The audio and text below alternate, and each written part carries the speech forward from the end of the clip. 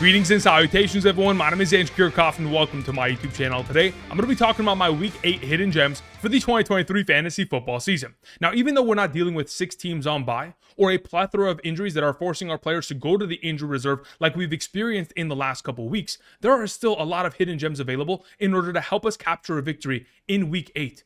I mean, whether these players are on your waiver wire or potentially on your bench, these players all have the commonality that they're all being started in less than 30% of leagues. So I'll talk about each of these individual players, all of them at a variety of different positions, giving you guys my thought process and opinions while also presenting statistics in order to justify the reasons why I not only believe there are startable options going into Week 8, but could also potentially help you capture a victory. After we go ahead and talk about these 6 individual hidden gems, I'll head on over to Underdog Fantasy and put together a couple pick'em slips. For those of you who are trying to stay up to date on my latest rankings, be sure to travel down to the description and check out the link heading on over to Underdog Fantasy, because at this moment in time, if you go ahead and sign up using code Andrew and make a first time deposit minimum of $10, not only are you going to get the first time deposit match up to $500, you're going to get my rankings sent to you every single Sunday morning for the remainder of the season. These rankings are by position, by tier, half PPR, full PPR, top 100 overall flex rankings, all encompassing rankings. So regardless of what you're doing on Sunday mornings, you'll have my rankings and an advantage upon your league mates. Go ahead and check it out today. If you're wondering if you're eligible, the map to the right side of the screen should determine your eligibility based on your current location. And if you go ahead and sign up before Sunday, you can also take advantage of 0.5 total yards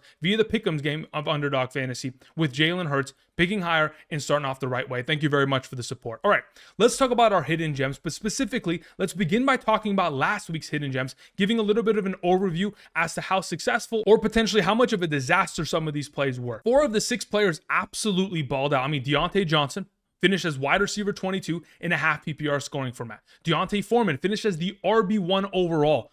A 3-touchdown game, an absolute monster performance. We had Jackson Smith and Jigba, who obviously with the absence of DK Metcalf, who we mentioned last week, could have potentially missed, had himself a fantastic game. He finished as wide receiver 16, and Rashee Rice continues his streak of success, finishing as wide receiver 14. Now, unfortunately, Deshaun Watson was a little bit of a failure. Now, even though the reality of the situation was that he started last week, he left due to an injury and obviously was turning over the ball early, and he just wasn't, prepared to return with a shoulder injury that he had been dealing with. Michael Mayer, another one of these players that unfortunately was a failure within the given week. He had himself ample opportunity for targets until, of course, Brian Hoyer eventually got replaced. And of course, Aiden O'Connell didn't look back into his direction, but nonetheless, 4 out of the last 6. I mean, last couple weeks, we've been on fire. Great overall plays, and we're going to hopefully continue that with the momentum going into Week 8. Let's begin with the thumbnail of today's episode. Let's talk about Dell, Nathaniel Dell, the rookie wide receiver of the Houston Texans. So as we all know, the Soul Stone requires a sacrifice, and going into this week, unfortunately, the sacrifice has to be Robert Woods, Bobby Trees, a player that I've loved over the course of the last 5+ seasons. Obviously, as a Rams fan, Bobby Trees was a huge component of that offense, having a lot of success over the years. But unfortunately, this upcoming week, he is out. And due to his overall sacrifice as the wide receiver who thus far this season amongst all Houston Texans wide receivers has played the most offensive snaps, the fact that he is out is only going to give more opportunity for Tank Dell to be a premier wide receiver this upcoming week. As of this current moment in time via Yahoo, Tank Dell is only starting in 5% of leagues. That is a ridiculously low number. Now I can understand if we're talking about week 1 Tank Dell, who only played 48% of the offensive snaps. But if you go and look at weeks 2 through 4, Tank Dell was playing 71% of the offensive snaps and was averaging 14.37 half PPR fantasy points per game. In week 5, the last outing in which we saw him, unfortunately, he got injured and was obviously dealing with a concussion. Due to that concussion, obviously, he also missed week 6, and in week 7, they had a bye week, and now we're back in week 8 with the return of Tank Dell potentially to our starting lineups. But the last time we saw him within the lineup, week 5, prior to the concussion, he ran 14 routes and was targeted 4 times on those overall 14 routes, which is a 29% target rate. An incredible number that hopefully is going to sustain going into this upcoming week, considering the absence of Robert Woods. Now, via ESPN Analytics, amongst all wide receivers in 2023, he is considered the 3rd most open wide receiver in terms of separation within coverage. An incredible number, especially for a rookie wide receiver. This upcoming week, they take on the Carolina Panthers secondary. They play the 2nd most zone amongst all teams, only behind the Seattle Seahawks. But we have seen a lot of wide receivers thus far this season find a lot of success against this defense. Tyreek Hill, 160+ yards and a touchdown. Jalen Waddle in that same week, 50+ yards and a touchdown.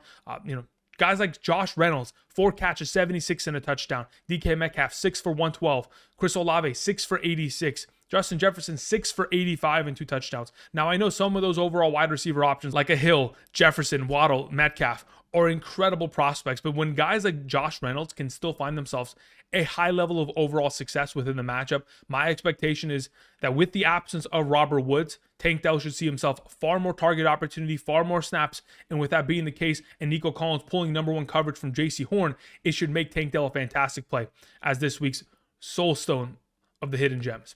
Moving on to the reality stone, we have Curtis Samuel. Now, back in week 6, we had Curtis Samuel within the hidden gems overall episode, but we're going to go ahead and use him once again as a variant. For those of you who have recently watched the Loki series, go ahead and enjoy that overall reference. But as of right now, Curtis Samuel is only starting in 10% of leagues. That is a ridiculously low number, especially when you take into account that last week's performance. Yes, it was a dud of an overall performance, but the 3 weeks prior was 10 plus fantasy points and at least 1 touchdown minimum in each of those 3 games. Yet for some reason, people are ignoring the idea of playing Curtis Samuel. I understand, in comparison to all of the other receiving options you may have available, he may be a sketchier player because he relies upon that touchdown to make his overall week. I understand that. But amongst all options in the National Football League, this is a guy that continues to see a high volume of overall targets, and especially within his own team, is seeing himself a lot of opportunity down in the red zone. Thus far this season, he has 3 rushing attempts inside the red zone for 1 rushing touchdown. One of those attempts, of course, inside the 5-yard line was a little bit of a jet sweep action, and it obviously got him into the end zone. Amongst all players within the Washington Commanders offense, he leads the teams in terms of overall targets within the red zone, 7 overall targets, and 4 of those targets inside the 10-yard line, which has led to 2 receiving touchdowns thus far this season. This has been 4 consecutive weeks where we have seen Curtis Samuel find himself heavy utilization within the red zone. But unfortunately, this last week wasn't able to score a touchdown, even though there was a design play for Curtis Samuel to get open, and unfortunately was not able to separate from his defender, but the ball still went in his direction. Sam Howell threw it in his direction, and there very easily could have been an opportunity for Curtis Samuel to score a 4th consecutive week of a touchdown and make himself fantasy relevant for 10 plus fantasy points once again. This upcoming week, they do take on the Philadelphia Eagles. They took him on back in week 4 in that overall matchup. 8 targets, 7 receptions, 51 receiving yards, 1 rushing touchdown, 14.7 fantasy points. With so much potential for upside within the given week in a matchup which most likely is going to be a negative game script, but in the last 2 games that the Washington Commanders have taken on their division rival in the Philadelphia Eagles, we have seen either an overtime performance, of course, earlier this season, or the matchup prior to that was in 2022 where the Washington Commanders actually won. There is a lot of opportunity for Curtis Samuel to get back on track, and the reality of the situation is that his team loves to give him opportunities in the red zone, and I don't think it's stopping in week 8. Moving on to our power stone, we have Dameon Pierce. Now, I mentioned earlier that all the players that we're going to talk about are currently being started in less than 30% of leagues. In this specific scenario, Dameon Pierce is starting in 50% of leagues. And that is the primary reason why I wanted to go ahead and talk about him, because I have him relatively high ranked based on his overall opportunities and the matchup that he'll be facing this upcoming week. So even though it's a little bit of a stretch in terms of the overall start percentage, I do want to go ahead and PSA, public service announcement. Dameon Pierce is a great running back starting option going into this week, and you may have significantly better options. Perhaps you have Travis Etienne and Jahmyr Gibbs going this week. Fantastic. Play them. Don't worry about it. But for those of you who are dealing with, the absence of a Kyron Williams and or a David Montgomery, Devon Achane, and still need, some running back support, Dameon Pierce could be that for this upcoming week. Now, thus far this season, Dameon Pierce from weeks 1 through 6 has only been averaging 2.9 yards per attempt. And I can understand why you may be frustrated with the overall opportunities of Dameon Pierce, considering he hasn't been efficient thus far this season. But let's take into account, there have been at least 3 or 4 games this season in which 4 of his overall starting offensive linemen were hurt. And we had backups across the board, and we even had backups of backups, 3rd-string offensive linemen filling in for the Houston Texans on many occasions already thus far this season. And the fact that they were taking on difficult matchups already, taking on teams like the New Orleans Saints, Atlanta Falcons, Jacksonville Jaguars, Baltimore Ravens, Pittsburgh Steelers, teams that have been incredible thus far this season in terms of stopping the run, the fact that you also had, those overall matchups on top of the 3rd-string offensive line obviously led to the fact that Dameon Pierce wasn't going to be efficient. He unfortunately was going to be on the short end of the stick in a lot of those scenarios, but now going into this upcoming week, coming off of the bye week, his offensive line is healthy. And with a healthy offensive line, I do anticipate Dameon Pierce to take advantage of this overall matchup. Now, many of you may be also concerned with the overall backfield, contributions of Devin Singletary. Just to put this into perspective, thus far this season, weeks 1 through 6, Dameon Pierce has had 106 total backfield touches. That's receptions and or rushing attempts. While on the other side of this conversation, Devin Singletary only has 46. There is a 60 touch difference between these two running backs, which means Dameon Pierce is dominating 70% of the backfield touches between these two running backs. A great overall number. And considering they're taking on the Carolina Panthers, who in every single game thus far this season have given up 21 rushing attempts to running backs, minimum every single game throughout the 6 games they have played. On top of it, the Panthers are allowing 24.43 fantasy points per game in terms of running back rushing statistics isolated. That's rushing yards and rushing touchdowns. That's the number one matchup within the given week in terms of fantasy points allowed at the running back position. On top of the fact that they're allowing 5.3 yards per carry to opposing running backs. They're also allowing 134 rushing yards per game to opposing running backs. That's the second highest in the National Football League, only behind the Denver Broncos. They're also allowing 1.83 rushing touchdowns per game, which is number one in the National Football League. And according to DVOA, amongst all run-stopping matchups, the Carolina Panthers are the best matchup at the running back position by a long mile. It is not even close. The expectation is that Dameon Pierce, with opportunity, and being a power back himself, should be able to go ahead and dominate within the given matchup. There's 2 Houston Texans named on today's videos, but I honestly do believe that both of them are going to be able to ball out within the given matchup. Moving on to our Space Stone for this week, we have Jake Ferguson, tight end of the Dallas Cowboys. I understand that Jake Ferguson has been very underwhelming over the course of the last couple games, and he's currently only being started in 23% of leagues. But trust me, there is a high potential of upside based on multiple different variables. First and foremost, you go back to week 6 against the Los Angeles Chargers prior to the Dallas Cowboys bye week in week 7. Within that matchup in week 6, we saw Jake Ferguson play on nearly every single offensive snap in 11 personnel. In weeks prior, we saw other tight ends get in the mix, but Jake Ferguson dominated the overall snaps in 11 personnel and played a total of 86% of the overall offensive snaps. Fantastic. Now, on top of that, we're taking on the Los Angeles Rams this upcoming week, which is another variable. Besides the opportunity of playing more, he'll take on a matchup that is the 5th best at the tight end position, allowing 11.24 fantasy points per game. They've given up the 3rd most receiving yards to opposing tight ends thus far this season, and they're the 3rd best tight end matchup according to DVOA. There is a lot of potential, especially considering the Rams have given up to the Arizona Cardinals tight ends 6 catches for 84, Philadelphia tight ends 9 catches, 121 and a touchdown, Indianapolis Colts tight ends 6 catches, 107, 2 touchdowns, and Cincinnati Bengals tight ends, which are non-existent this season, 5 catches for 47. Can you imagine the potential of Jake Ferguson, who is going to play majority, if not all, of the overall tight end snaps within the overall game, and should be in line for even more volume within the red zone? This has been an offense that has struggled mightily within the red zone, one of the lowest success rates in the red zone after week 1. Overall, Jake Ferguson, amongst all receiving options on this team, yes, he may have the most targets amongst all Dallas Cowboys thus far this season. 6 targets inside the 10-yard line, great, but only was able to haul in 2 of those for a reception and only 1 receiving touchdown. I think there's going to be far more usage of Jake Ferguson within the matchup, whether it's between the 20s or within the red zone. And as this week's Space Stone, I think he'll find himself a space within that top 10 tight end conversation by the end of week 8. Moving on to the Time Stone.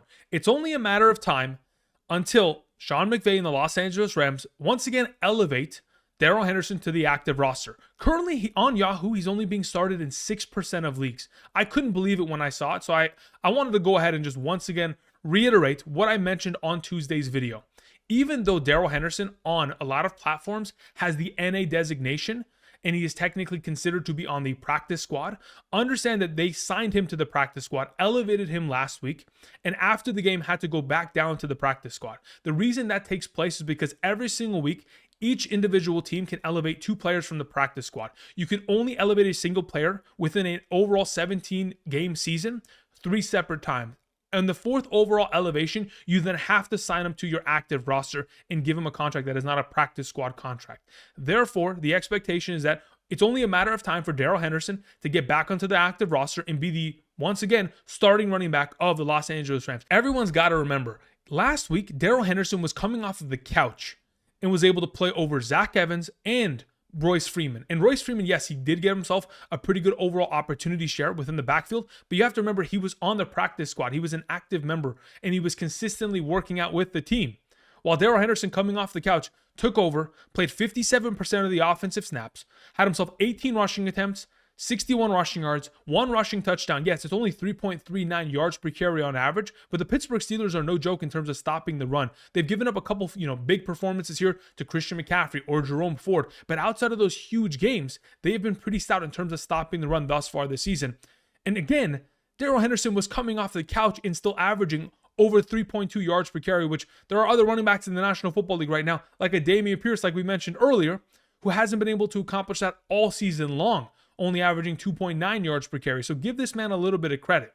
Now, going into the matchup this week, the Rams, the way that they like to function their offense purely is out of 11 personnel.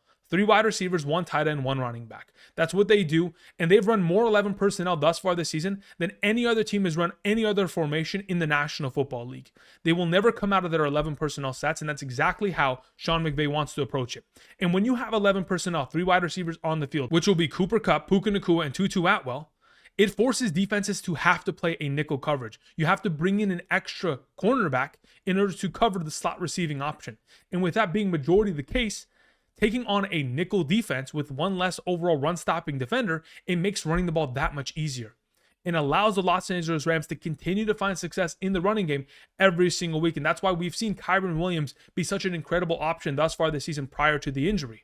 Now, even though the Dallas Cowboys are only allowing 10 fantasy points per game in terms of running back rushing statistics isolated, that's still a pretty good overall matchup for Darrell Henderson, Royce Freeman, and the combination of the two going forward. And I do expect that with a full week of practice, once again under the belt of Darrell Henderson, he will be far more conditioned to get even more opportunity going into the given week, despite the fact that he had 20 total opportunities last week. Now, when you go ahead and look at the last couple seasons of Darrell Henderson, when he has been given 15 or more opportunities from 2020 through 2023, there's been 16 games in which those instances have happened, 15 plus overall opportunities. In those games, averaging 14.96 fantasy points per game. That, again, includes last week's overall performance, in which he had over 13 fantasy points, a great overall game. Thus far this season, Kyren Williams hasn't had a single game of less than 15 opportunities. The expectation is that Darrell Henderson within the matchup should be given ample opportunity. And throughout those 16 performances that I'm mentioning in which he has had 15 or more opportunities, only 4 of those games are between 7 to 10 fantasy points. The rest of the overall performances are all 12 plus fantasy points in their own right. There is a lot of potential within the given week for Darrell Henderson Jr. to once again be a starting option in a fantastic play. And it's only a matter of time until, of course, he's within your starting lineup. Moving on to the final player I wanted to mention, we have Blake Grupe, the kicker of the New Orleans Saints. Blake Grupe has been a consistent option, but the fact that he is only being started in 13% of leagues on Yahoo is a surprise to me, especially considering not only his consistency, but the overall matchup. They take on the Indianapolis Colts. Kickers from weeks 4 through 7 against the Indianapolis Colts for fantasy purposes have scored 16, 12, 17, and 22 points. In fact, every single kicker in the last 4 games against the Indianapolis Colts has made a bare minimum of 3 field goals per game, on top of the PATs that they obviously stack up as well. Now, when we go ahead and talk about the overall kicking attempts and opportunities that Blake Grupe has seen thus far this season, his overall field goal attempt opportunities, 3, 2, 2, 3, 2, 4, and 4. Continues to see himself a high volume of opportunity. In fact, amongst all teams in the National Football League, the New Orleans Saints are number 2 in field goal attempts with 20, and number 4 in terms of field goal makes with 16. There is a lot of opportunity for Blake Grupe, who potentially is available in your league, to be a startable option, a guy that has been consistently putting up 10 plus fantasy points in the last 4 games. And he's also missed field goals throughout that span of time. Could have had even better performances indoor, no weather conditions in Indianapolis this upcoming week. My expectation is that Blake Grupe should be putting together a fantastic performance to close out our hidden gems and to be the Mind Stone. And the reason he is this week's Mind Stone is because when we're talking about an option like Blake Grupe scoring 10 points a game, he's better than some running backs and wide receivers and, of course, tight ends over the course of the last month. You want to make sure that your kicker position isn't killing you for fantasy purposes, and make sure you got guys like Dustin Hopkins, Kaimi Fairbairn, Blake Grupe obviously starting within your roster going into the given week. All right, those are our hidden gems for week 8. Let's go ahead and let's transition and talk about some Underdog Pick'em slips I've put together going into this upcoming weekend, which you could potentially trail, fade, all of the above. Check it out. Let's get into it. Thank you. Now, before we get into talking about a couple of these Pick'em slips that I've gone ahead and put together for this upcoming week, a reminder, last week we had 5 overall suggestions of players. Within those 5 overall players, 3 of them were correct: Patrick Mahomes, Ramondre Stevenson, Amon-Ra St. Brown. Unfortunately, Jonnu Smith was 4 yards under being able to go higher than his overall receiving yard total, and Jalen Warren didn't even have a single reception. I thought he'd go higher on his overall receiving yard total. Obviously, was able to get a lot of work on the ground, and that's where his numbers came from. But 3 out of 5, not the greatest week, but we'll take it. Now, going into this week, hopefully, we can get a little bit better. And I've gone ahead and put together a couple groups of plays that I really like. Of course, as you guys can see immediately to the right of me, we have Christian Kirk, Evan Ingram, and George Pickens. Those 3 within a singular slip, primarily because Christian Kirk has been able to go higher on his overall reception total of 4.5 in 4 out of the last 6 games he has played. On top of it, the Pittsburgh Steelers cannot cover the middle of the field. They are going to dominate against them in that capacity. Who's another player that catches the ball over the middle of the field on a weekly basis? Well, that's Evan Ingram. Ingram, who's been able to go higher than 4.5 receptions in 6 of the last 7 games he has played, of course, is going to find himself a lot of success within the given week. The final player, of course, on the other side of the matchup, as the Jacksonville Jaguars take on the Pittsburgh Steelers this week, we have George Pickens. The matchup is the 10th best at the wide receiver position. That are allowing 31 fantasy points per game on average in terms of wide receiver receiving statistics alone. Not only that, we have seen George Pickens go higher than 54.5 receiving yards in 4 out of the last 5 games he has played. We have seen wide receivers like Michael Pittman Jr. go for 9 catches, 109 against the Jaguars. Diggs for 8 for 121. Gabe Davis, 6 for 100. A lot of wide receivers have found a lot of success. Even Tank Dell, like we talked about earlier, went for 6 catches, 145 and a touchdown against this defense. The expectation is that George Pickens should continue his streak of success. Now, when we scroll back up, let's talk about Blake Grupe, another one of these hidden gems options. So I have Devonta Smith going higher than his overall receiving yard total. I mean, I talked about it on Wednesday in terms of the wide receiver ranking video.